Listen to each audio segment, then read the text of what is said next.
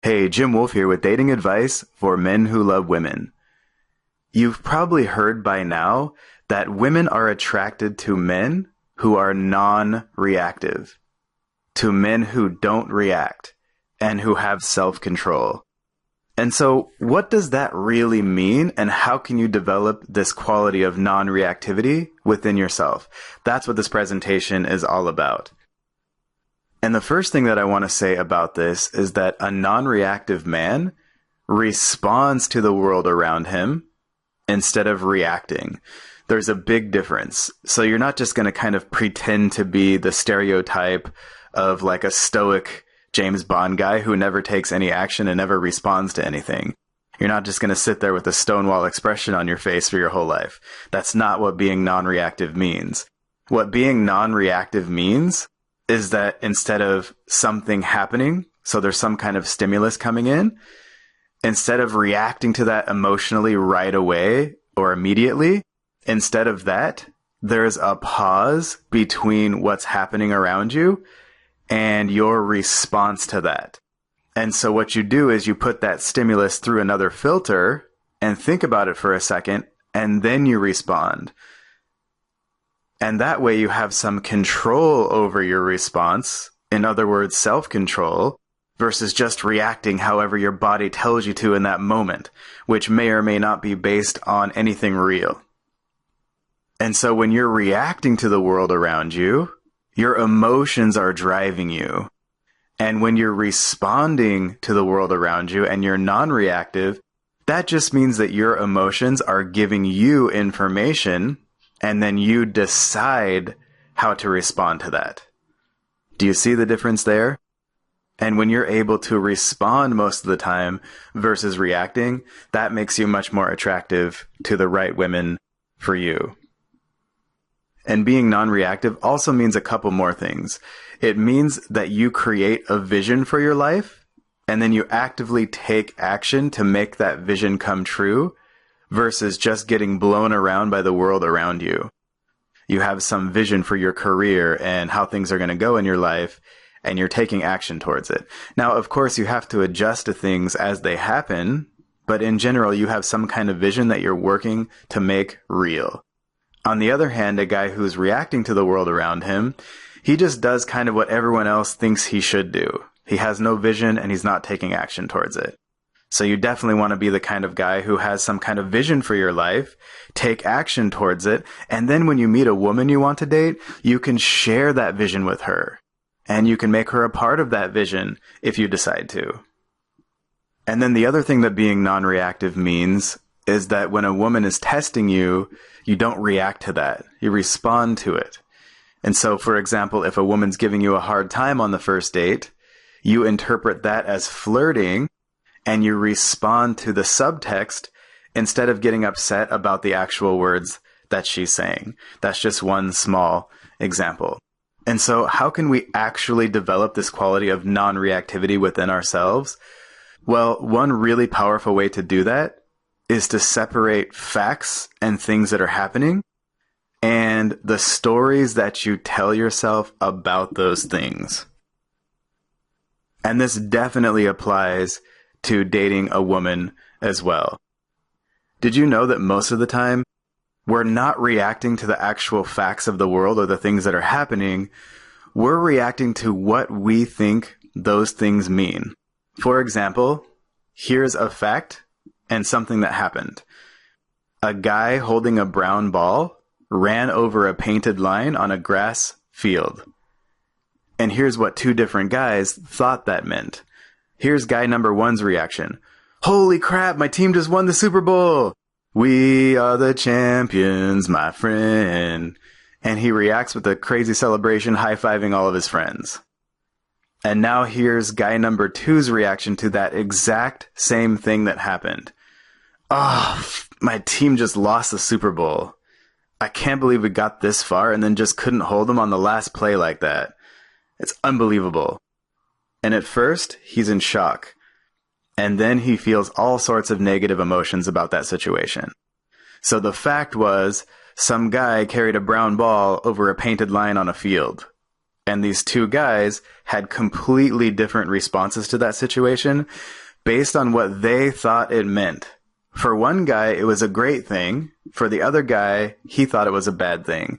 And that's what created those emotions inside them. And so that's how life works, and especially our social life. And this definitely applies to dating women. We react, respond, and feel certain emotions because of what we think they mean, not because of what actually happened. It's our interpretations of events, in other words, the stories that we tell ourselves, that cause us to feel strong emotions, to form beliefs about ourselves, the world, and other people, influence our actions and decisions in the future, and create our lives for the most part. And that's why a huge part of personal development, including improving our dating skills and relationships with women, is all about, number one, examining the stories that we tell ourselves. Is everything that you're telling yourself actually true? Are the stories that you're telling yourself serving you? And number two, telling ourselves better and more accurate stories that serve us better going into the future. So we want to examine the stories that we're telling ourselves and then tell ourselves better, more accurate stories that serve us better. After all, one of the 4 naturally attractive male qualities that raises female interest is internal strength. And one of the major components of internal strength is non-reactivity, or self-control. And one of the main ways you can increase your non-reactivity is by increasing your ability to examine and control your interpretations of events. The more you can control your interpretations of events, the more you can control your emotions and the less reactive you will become. And so in this presentation, I'm going to cover 6 examples of things that happen in dating and relationships. And then I'm going to give you 2 possible interpretations of those facts, of the things that happen. And I think it will be clear to you which of the 2 stories will be more beneficial to you. And then once you're finished with this presentation, you can start thinking about everything that happens in your dating life through this non-reactive filter. And that's going to make you much more attractive to the right woman for you. So let's begin. Facts versus stories. Fact number 1. A woman you just met is giving you a hard time. Now here's the first story about that. She's being rude and you don't have to take it. Why is she being so mean? And here's the second possible story about that. When a woman isn't interested in me, she'll usually try to ignore me. So if she's giving me a hard time, that probably just means that she's actually interested in me. And if I pass this test and show her my confidence, she'll drop her act and start being sweet, playful, and feminine with me. And now here's how these 2 stories might play out when you're actually interacting with a woman. For story number 1, the guy gets mad and storms off or just feels bad about himself and the woman because he thinks she's just being mean. He fails her test and nobody wins. For story number 2, the guy treats everything she says as a huge compliment. He knows that teasing is flirting, and that sometimes a woman who's very interested in him will be even more aggressive towards him because she wants to make sure he's actually the guy she thinks he is before she surrenders to him. "Aw, you're such a sweetheart," he tells her with a big smile after she says something kind of mean to him. She's disarmed by his display of genuine confidence. She's also strongly attracted to his non-reactivity. She drops her mean act, buys him a drink, starts laughing at all of his lamest jokes, and kisses him passionately an hour or 2 later. Finally, a guy who really gets it, she thinks to herself. Everyone wins. All right, let's do the next one. Fact number 2. You make a mistake. Story number 1. I suck. Story number 2. This mistake doesn't mean anything about me as a person in general at all. It just means I made a mistake in this moment, in this context. In fact, mistakes are a huge part of my success. So if I want to reach a higher level than where I am now, I have to be okay with making mistakes, looking like a fool sometimes, feeling uncomfortable sometimes, learning from my mistakes, and then moving forward with my general self-confidence intact. In fact, the more I accept making mistakes as part of my success, the faster I'll improve, as long as I don't keep repeating the same mistakes over and over. This is an opportunity for me to learn and grow. Next, fact number 3. A young woman with above average facial symmetry and a body displaying health, fertility, and the ability to produce healthy, good-looking children who will probably have an easier time in life than the offspring of some other women walks into the room. Story number 1. She's a 10. I can't get a woman like that. And if I decide I want her anyway, I have to try to get her, chase her, and try to convince her that I'm better than other men in order to have a chance with her. And it probably still won't work out. Story number 2. Every woman I'm attracted to is a 1. The ones I'm not interested in are 0s. There is no 1 to 10 rating scale. I'm either interested in a woman or not. For some reason, I'm just the kind of guy who naturally attracts the best looking, most awesome women now. It's no big deal. They think I'm a 10.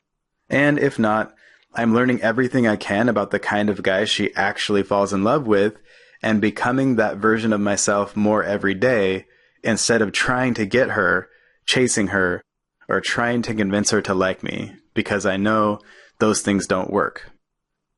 Next, fact number 4. A woman you were supposed to meet for a date doesn't show up. Story number 1. She probably has a good reason. Maybe she had to feed her cat. Maybe she got tired. I mean, she does work a lot. Maybe she just didn't like the activity I picked. Maybe I should ask her out again for a better date to impress her more. Story number 2. She's not interested in me. And even though that stings a little bit, it's a good thing in the long run because I won't waste any more of my time and energy on her. Instead, I can focus on other women who are interested in me. Listen, a woman who's interested in you will consistently show up on time and excited for your dates. If she doesn't, it's best to assume she's not interested in you until proven otherwise. So in this case, it actually goes the other way. Don't delude yourself to protect your ego either. Work on moving on more quickly when a woman demonstrates a lack of interest in you like this, because that gets you closer to what we really want. Women who are interested in you. So don't text, call, or ask her out again. Just move on. Then, if she contacts you and has a good reason for not showing up, sincerely apologizes, and shows you that she's serious by making it up to you. So she might say something like, you know what, I'd love to make you dinner to make it up to you. Can you come over on Thursday night? Then you can resume things from there. Otherwise, you're just wasting your time. So the key in this scenario is to bottom line her actions, or what we might call the facts, towards you, not what she says. So her saying I really like you is cool, but her actually showing up for your date is much more important. Her actions tell you how interested she is. Does she give you her number? Does she agree to your date invitation? Does she show up for your date? Does she kiss you back passionately when you kiss her, etc.? So don't react based on what a woman says or how you feel about her. Instead, respond to her actions. Because here's the thing, if you only tell yourself accurate self-serving stories, and if you stick only to the facts when it comes to women, your life will be amazing. All right, next. Fact number 5. You've been divorced 3 times. Story number 1. I'm just not capable of having a good, successful relationship. And even if I am, it's too late at this point. I'm too old now anyway. Story number 2. I just haven't learned how to have a good relationship yet. So I'm going to take this opportunity to learn how to have the kind of relationship I really want, and I won't stop until I figure it out. I still have a lot of life left to live, and I want to live it on my terms. I think by now you're starting to see that there are always multiple interpretations of anything that happens in your life. And if you take control of your interpretations, then you have self-control. And that's when you become this extremely attractive, non-reactive man. So let's do one more. The last fact number 6. While you're at a party with your girlfriend, a guy comes in the door and she runs up to him and hugs him enthusiastically. Then she starts having a long conversation with him. Story number 1. I can't believe she's hitting on another guy so aggressively right in front of me in public. I want to kill that guy and I'm really angry with her. Story number 2. Let's wait and see what's actually happening. Maybe it's her long-lost cousin or friend from high school. Let's see if she comes back to me and let's see how this plays out and how she handles it. And now here's how these two stories might play out in an actual relationship with the woman. Story number 1. What's going on here? You yell at her. What do you mean? She replies. Why are you doing this to me? Why are you disrespecting me like this, hitting on this guy in front of me like that? Her response, what? This is my cousin Ramon. Ramon, I was going to introduce you to this guy because he was my boyfriend. Even if she doesn't break up with you because of your extreme overreaction, her image of you has taken a serious hit because you've shown major internal weakness. You reacted to that situation. And the same thing goes if you stormed out of the house angrily or decided to sulk about it before you knew what was actually going on. Story number 2. She comes back to you 20 minutes later and says, Hey, sorry about that. That's my cousin Ramon and I haven't seen him in like 7 years. I can't believe he showed up here. So crazy. Hey, come on, let me introduce you to him. Oh, and by the way, thanks for being so cool about this. My last boyfriend went nuts for no reason anytime I was even within 15 feet of another guy. Her feelings for you just went up because she knows you're a strong man. Or if she doesn't come back to you, or she just starts making out with that guy, you just leave. Or you find another woman that you might like and start talking to her there, and you just don't contact her again. And you respect yourself more because you didn't overreact to something that you weren't sure about. And you also know that you have to enforce your boundaries with actions, not with your words. Aggressive words are not required for you to set a boundary. Angry words seem powerful, but they're actually powerless. Actions are real power, and you're a powerful guy. So, whenever a situation happens, you just do what you can do given the facts, and then you keep moving forward. And that's one of the reasons that the best-looking, most amazing women in the world are starting to fall more and more in love with you. They can feel your power, and so can I. Now, if you want, it might be a good idea to examine the stories you've been telling yourself about yourself and your life. For example, if you have this idea in your head that I'm not good at math, let's examine that. Is that really true? Here's a better, more accurate story you could tell yourself. I'm not that good at math right now, but if I spent 10 years learning it and it was the only thing I focused on, I could be amazing at math. I really just don't have the motivation to spend that much time and energy learning to be good at math. Now, that might be a silly example, but I'm sure you have stories about yourself like that and stories about your life that are holding you back from becoming the man you want to be, becoming the man you really are, and living the life you really want to live. So think about all the stories that you're telling yourself about who you are and about your life, and examine all of those stories. Ask yourself, what are the actual facts? Are these stories true? Are they serving you well? Are there true alternatives that are more accurate and that serve you better? And then start telling yourself better, more accurate stories from now on. And remember, you're only lying to yourself if you try to change the facts. Otherwise, you're just telling stories, and telling better ones can greatly improve your life. And that's especially true when it comes to attracting a woman. So I highly encourage you to take control of one of the few things we actually have control over, And that's your interpretations of events. So take control of that from now on, and you'll become the non-reactive man that women dream about. And if you want to attract an awesome girlfriend or wife, go grab your copy of our best-selling Attract and Keep Her system right now. Inside the Attract and Keep Her system, you'll discover exactly what to do step by step from the first moment that you meet a woman that you're interested in until she falls deeply in love with you and becomes your girlfriend or your wife, and then how to keep her in love as long as you want to be with her, and also how to build a great relationship with her that's satisfying for both of you as long as you want to be together. So if you haven't joined us already, go grab your copy of Attract and Keep Her right now by going to attractandkeepher.com/system. That's attractandkeepher.com/system. And as a thank you for checking out this presentation, we have some free gifts for you as well. We have some advanced free training for you, and you can get that by going to datingadviceformenwholovewomen.com. That's datingadviceformenwholovewomen.com.